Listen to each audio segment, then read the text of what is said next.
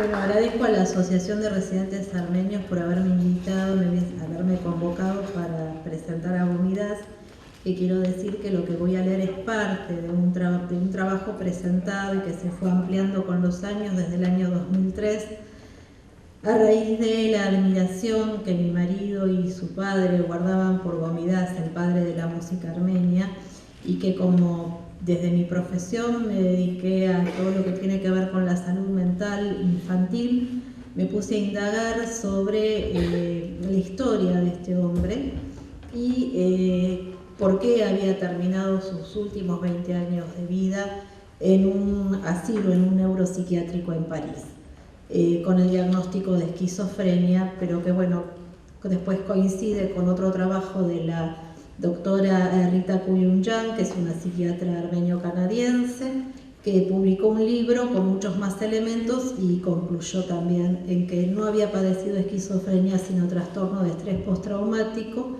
y que hoy hubiese tenido otro pronóstico y un final un poco más feliz. Bueno,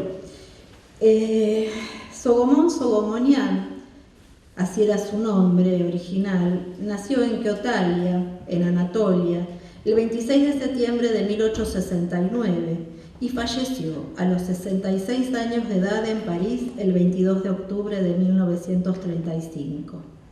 Su familia era pobre y su madre, poetisa y música, había fallecido a los 17 años de edad durante el parto.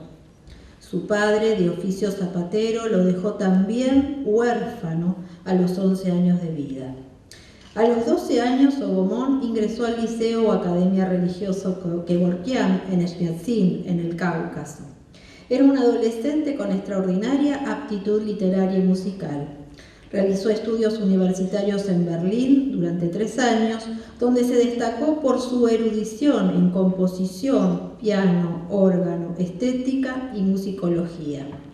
Regresó a Armenia como pedagogo del liceo y director del coro del convento. Adquirió el nombre de Gomidas, un célebre músico y arquitecto armenio del siglo VII, al ser nombrado archimandrita de su iglesia en Shmiatsin. Fue maestro de la capilla, profesor de música en la academia, preparó coros, estudió teorías de maestros armenios del siglo XVII. En 1906 tuvo la oportunidad de dirigir su primer concierto en París. En 1910 ofreció conciertos en el Cáucaso y en Constantinopla y Egipto. Se trasladó luego a Constantinopla por ser un importante centro armenio cultural, donde dirigió un coro de 250 personas como si fuera una orquesta. Viajó varias veces a Europa, al Cáucaso, Cercano Oriente, París, Suiza, Italia, donde creó coros populares, ofreció numerosos conciertos, difundió conocimientos de música y cultores armenios, participó de congresos internacionales sobre música popular y religiosa. Se destacó como compositor y ciudadano artista dedicado a glorificar al pueblo y a revelar y mostrar su poderosa fuerza creadora. Su obra consistió en revelar música casi desconocida a lo que otorgaba gran valor intelectual. En 1914, en París, participó del Congreso Internacional de Música, donde ofreció conferencias, cantos de oficio y conciertos de música sacra en la iglesia armenia. Fue merecedor de la admiración de Ravel, de Debussy y otros músicos de la época. En 1915, hace un siglo, el gobierno turco se dedicó a aniquilar al pueblo armenio, sembrando la barbarie y el terror, por lo que Gomidas debió compartir el exilio con otros intelectuales, escritores, poetas y tribunos como Sorab, Baruyan, Siamanto, Sebag, Tartarian, en los confines del país donde fueron torturados y eliminados muchos de sus compañeros. Gracias a la mediación de Henry Morgenthau, embajador estadounidense ante el Imperio Otomano y admirador del músico, Gomidas, con la muerte respirándole en el rostro, se salvó de ser asesinado. Sobreviviente del genocidio, se trasladó a Constantinopla presentando pérdida de su equilibrio mental debido a la impresión sufrida. De allí fue trasladado a París, donde falleció 20 años después. Su sepulcro se halla en el Panteón de Yerevan, capital de la República Armenia. Con respecto a su obra artística, Gomidás, poseedor de una personalidad polifacética creadora, fue compositor musical, músico pensador, cantor, director de coro, pedagogo, descubridor del microtono. Fue descubridor también de la música popular, de las diferentes regiones, caracterizada por la heterogeneidad en su contenido emocional y los recursos expresivos, con lo que enriqueció la obra folclórica musical armenia e internacional. Asimismo, como innovador en la metodología de los fundamentos de la música popular, le otorgó significado al arte de la composición y transformó simples canciones campesinas, cantadas por los ayuk, los trovadores ciegos, en dramáticos monólogos, trágicas y líricas baladas de amor, sublimes pastorales, numerosos escritos, expresión de la naturaleza y de los ritos patriarcales. Su obra se caracteriza por su estilo claro, lenguaje colorido, fórmula musical pulida, sutileza de matices, vivacidad y finura que le otorgan profundidad al contenido con alejamiento de las tradicionales fórmulas de composición. Creador de nuevos métodos de armonía y polifonía, con hondo humanismo, dejó manuscritos de obras litúrgicas, música para coros, danzas para piano, obras teóricas.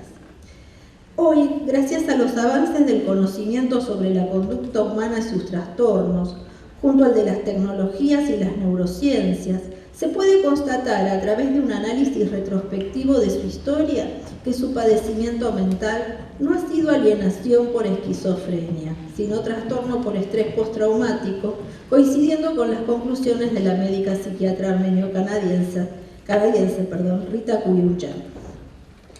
Esto se ha debido a los recursos creativos capaces de promover la generatividad en el adulto a través de su constante creatividad, sumado también al agradecimiento humano que lo caracterizaba y que habrían favorecido su evolución identificatoria a partir del desarrollo cultural de su pueblo, a pesar de padecer secuelas del síndrome de estrés postraumático, como consecuencia del proceso genocida, del cual resultó único sobreviviente entre sus camaradas intelectuales.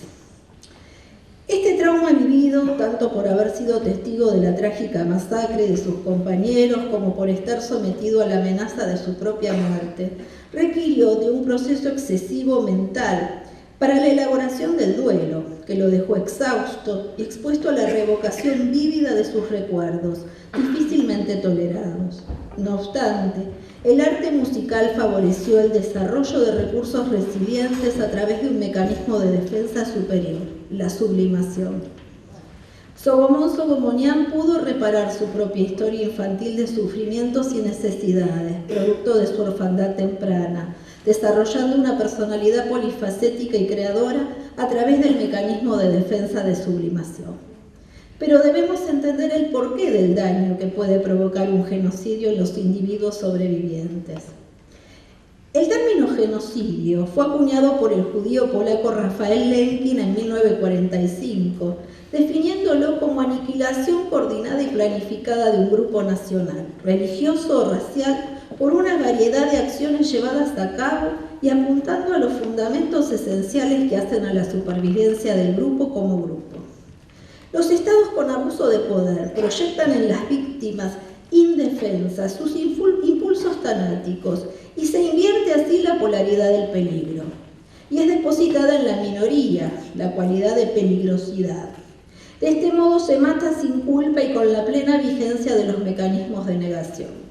A través de un nacionalismo exacerbado en una sociedad que no admite la diferencia, se instalan la denigración, las vejaciones, las persecuciones, el amedrentamiento, la segregación, que son precursores y precondiciones que van minando las resistencias y la autoestima del grupo sindicado como víctima, en quienes se va desarrollando un sentimiento de resignada impotencia y fatalismo de su trágico destino.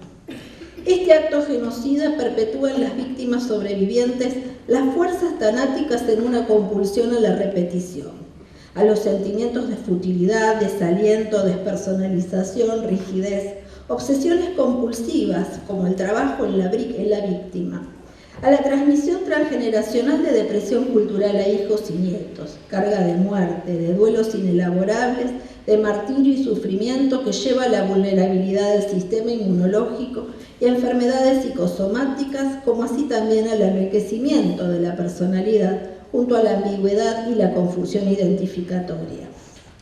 Estos conceptos coinciden con lo que hoy conocemos como síndrome de estrés postraumático, que fue estudiado a partir de las secuelas psíquicas observadas en excombatientes de Vietnam en Estados Unidos.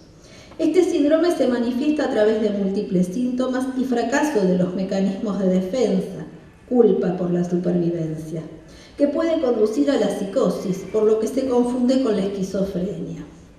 Hoy se sabe que la música favorece el desarrollo de más reflejos para responder a los sonidos del habla, al incrementar el flujo de sangre hacia el lado izquierdo del cerebro, relacionado con las habilidades musicales y de lenguaje.